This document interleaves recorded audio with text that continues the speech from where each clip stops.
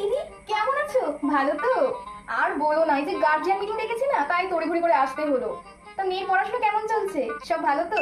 আর বলো না, ওই মাঠে গরুর গাড়ি যেরকম চলে, আমার মেয়ের পড়াশোনা ঠিক ওইরকম ভাবেই চলছে। পড়াশোনা এই ছিঁড়ি হয়েছে, একটু পড়তে বলো না, পড়বে না, পড়ার ধারে যাবে না। একটা বই কদিনই শেষ হয়, কদিনই শেষ হয়, একটা বই একদিন শেষ করা যায়, কিন্তু তা না, ও তো তা করবে না। এখন ফোন দেখবে, টিভি দেখবে, ঘুরে বেড়াবে, কত কাজ ওদের। আর বলো না দিদি, সিলেবাস এত কঠিন করেছে, এত কঠিন করেছে যে ছেলে মেয়ের পড়াশোনার চাপটাই বেড়ে গেছে।